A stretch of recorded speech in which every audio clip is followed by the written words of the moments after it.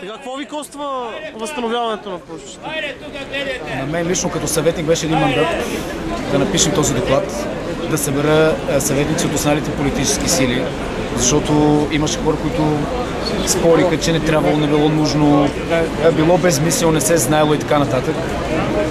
Имаше известна съпротива, така наречени разни учени, интелектуалци и така нататък, но моята логика беше следната в тази кауза. Всеки паметен знак за Левски в повече е ценен за българския народ. И всеки паметен знак, който по някакъв начин напомня на българите днес за това какво е проповядвал, защитавал и какво е целял после на българската свобода, е ценен. Защото за Левски е казано много и много може да се каже. Но си мисля, че за апостола всеки българин трябва да помълчи в тия дни. И на всяко едно място, на което може да сложи по едно цвете, на всяко едно място, на което може да се спомни за неговата борба, а тя била каузата на българското национално освобождение, е добре хубаво да бъде направено. Доволен съм, че в края на краища надделя идеята да възстановена площата. Доволен съм, че днес има тук тази плоча и се надявам, че това ще бъде началото на построяването на много липсващи паметници в София. Както тази паметна плоча, така и паметните знаци на първи 6-ти пехотни полкове, така и паметници, които липсват на Симеон, на Аспарух, на велики български царе ръководители, които имат своето място в историята, но ги няма полиция на София. Това трябва да се направи, това трябва да се възстанови. Изпреварихте втория ми въпрос.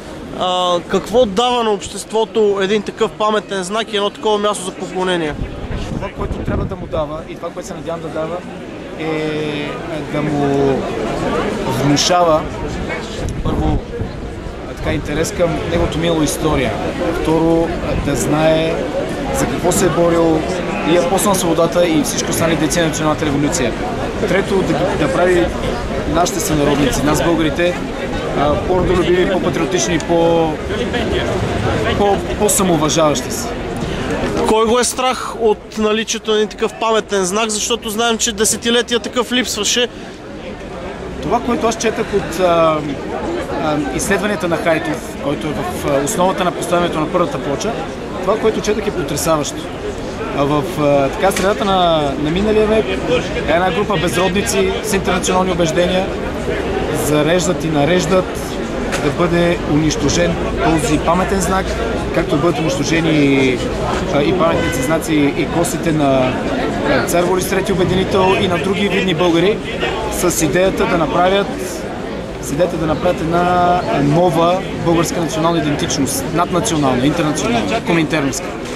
Аз съм сигурен, че наследниците на тези хора и самите тези от тях, които са живи, имат основание да се страхуват, защото ако аз лично разбера, че някой е изхвърлял коста на Левски в Искър, ще го свърля негов Искър след тях, без изобщо да предизвика в мен някаква, някаква тъга и жалост. Ако човек се е позволил да заличи паметния знак на един от най-великите българи, той заслужава неговото име да се знае, между другото. Да се знае кои са били тези хора.